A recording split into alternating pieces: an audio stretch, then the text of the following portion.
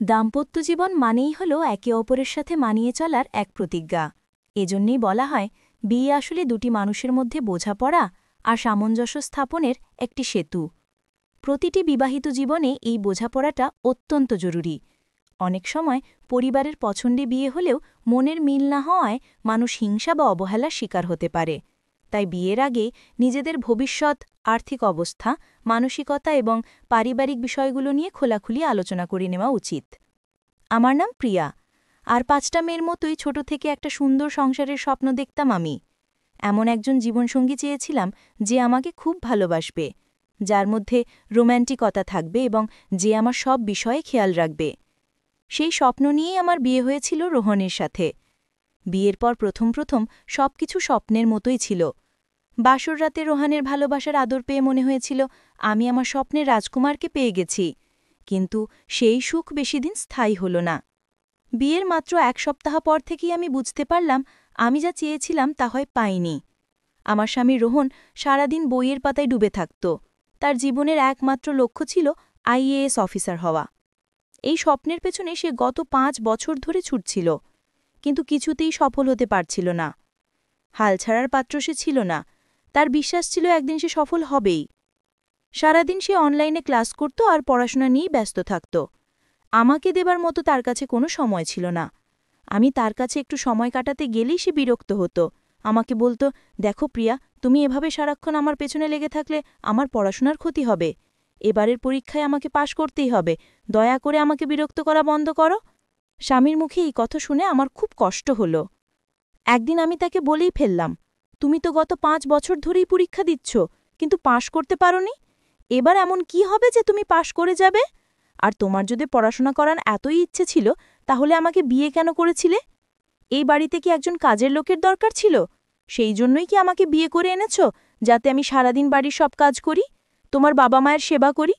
এর বিনিময়ে আমি কি তোমার থেকে একটু ভালোবাসা আশা করতে পারি না? এই বিয়ের তাহলে অর্থ কি দাঁড়ালো? তুমি শুধু নিজের স্বপ্ন পূরণের কথাই ভাবছ। আমার স্বপ্নের কি হবে? আমার সব কথা শুনে রোহন আমার কাঁধে হাত রেখে শান্ত করার চেষ্টা করল। বলল, প্রিয়া, শান্ত হও। আমি একবার আইএএস হয়ে গেলে তোমার সব স্বপ্ন পূরণ করব। এই বলে সে বই খাতা নিয়ে পাশের ঘরে চলে গেল। সেদিন আমার মনটা খুব ভারাক্রান্ত ছিল। মনের বোঝা হালকা করার জন্য আমি আমার সবচেয়ে কাছের বান্ধবীকে ফোন করে সব কথা খুলে বললাম। সব শুনে সে আমাকে বরকে নিজের দিকে ফেরানোর জন্য একটা বুদ্ধি দিল। আমাদের বাড়িতে রোহনের এক বন্ধু আসত, যার নাম সুমন। রোহন আর সুমন একসাথে পড়াশোনা করত। একদিন সুমন যখন আমাদের বাড়িতে এলো, আমি আমার বান্ধবীর কথা মতো রোহানের মনোযোগ কাড়ার জন্য সুমনের সাথে গিয়ে কথা বলতে শুরু করলাম।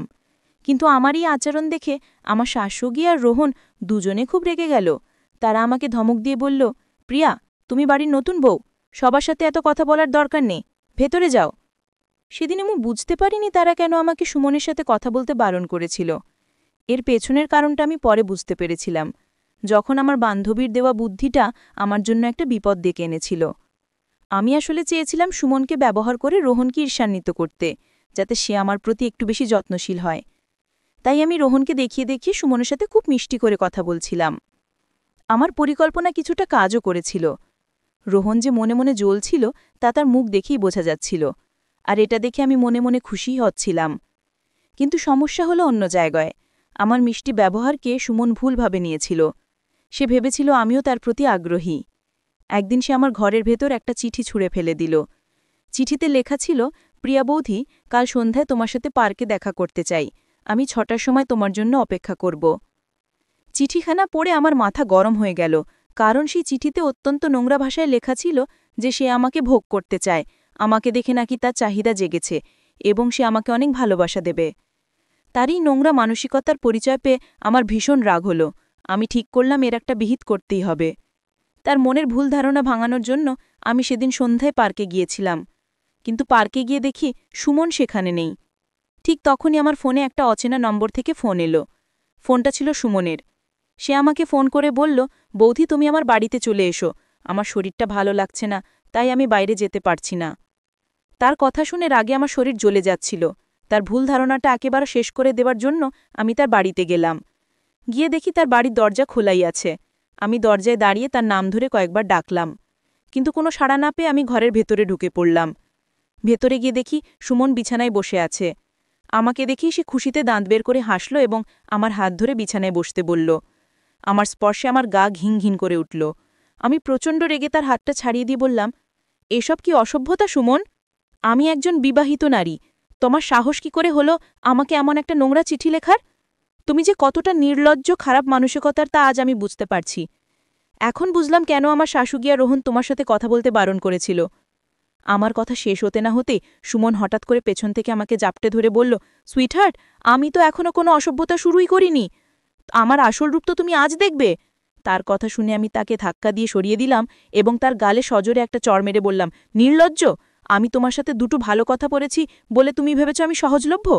তুমি আমাকে কি ধরনের মেয়ে ভেবেছ? এরপরেই সুমন তার পশু রূপটা দেখালো। সে আমাকে সজোরে ধাক্কা মেরে বিছানায় ফেলে দিল এবং আমার সম্মান নষ্ট করার চেষ্টা করল। আমি তখন নিজের সম্মান বাঁচানোর জন্য সর্বশক্তি দিয়ে চিৎকার করতে লাগলাম এবং নিজেকে ছাড়ানোর চেষ্টা করছিলাম। ঠিক সেই ভয়ঙ্কর মুহূর্তে আমার স্বামী রোহন সেখানে এসে হাজির হল। আমাকে ওই অবস্থায় আর সুমনকে আমার উপর জোর করতে দেখে রোহনের রক্ত চড়ে গেল। সে সুমনকে প্রচণ্ড মারতে শুরু করল। এরপর রোহন চিৎকার করে আমাকে বলল, এই কারণেই তোমাকে ওর থেকে দূরে থাকতে বলেছিলাম, কিন্তু তুমি আমার কোনো কথাই শোনোনি। কি দরকার ছিল ওর সঙ্গে এত মিষ্টি করে কথা বলার? তারপর সে সুমনের দিকে তাকিয়ে বলল, তোর চরিত্র যে ভালো না সেটা আমি জানতাম, কিন্তু তুই যে আমার স্ত্রীর সাথেই এমন নোংরামি করবে সেটা আমি স্বপ্নেও ভাবিনি। ছি, তোর মতো বন্ধুর সাথে আমি এতদিন মিশেছি, আজ থেকে তোর আর আমার বন্ধুত্ব শেষ। সেদিনের ঘটনায় আমি খুব লজ্জিত এবং অনুতপ্ত ছিলাম। আমি কাঁদতে কাঁদতে রোহনকে জড়িয়ে ধরে তার কাছে ক্ষমা চাইলাম। সুমনও রোহনের পা ধরে ক্ষমা চাইতে লাগল যাতে রোহন পুলিশকে না ডাকে। সেদিন আমি বুঝতে পেরেছিলাম বরের মনোযোগ পাওয়ার জন্য আমি যে পথ বেছে নিয়েছিলাম তা কত বড় ভুল ছিল। আমি যখন রোহনের কাছে ক্ষমা চাইছিলাম তখন সে আমাকে বলল, তুমি ওকে আশকারা দিয়েছিলে বলেই সে তোমার সাথে এমনটা করার সাহস পেয়েছিল। তবে রোহন আমাকে আরও বলল, প্রিয়া, আমি তোমাকে অনেক ভালোবাসি। আমার মনোযোগ পাওয়ার জন্য তোমার অন্য কিছু করার কোনো দরকার নেই। আমি একবার পরীক্ষায় পাশ করে নিই, তারপর তোমার সব স্বপ্ন আমি পূরণ করব। শুধু আমাকে কিছুটা সময় দাও আর আমাকে একটু বোঝার চেষ্টা করো। সেদিন আমি আমার ভুল বুঝতে পেরেছিলাম আর রোহনকে কথা দিয়েছিলাম যে আমি তার পাশে থাকব। এরপর থেকে আমি রোহানের পড়াশোনায় যতটা সম্ভব সাহায্য করতাম। আমাদের বিয়ের 1 বছর পূর্ণ হয়েছে। আমার পাশে থাকার কারণেও সহযোগিতায় রোহন এবার পরীক্ষায় পাশ করেছে এবং তার স্বপ্ন পূরণ হয়েছে। সে এখন গর্ব করে সবাইকে বলে যে আমি তার পাশে ছিলাম বলেই সে আজ সফল হতে পেরেছে। এই জন্যই হয়তো বলে, প্রত্যেক সফল পুরুষের পেছনে একজন নারীর অবদান থাকে, সে তার মা হোক বা স্ত্রী। আজ রোহন আমাকে অনেক সুখে রাখে। আমি যা চাই সে আমাকে তাই এনে দেয়। আমি সেদিন ধৈর্য ধরেছিলাম বলেই আজ আমাদের জীবনটা এত সুন্দর হয়েছে। বন্ধুরা, আজকের গল্পটি এখানেই শেষ করছি। গল্পে কোনো ভুল ত্রুটি থাকলে ক্ষমা করে দেবেন।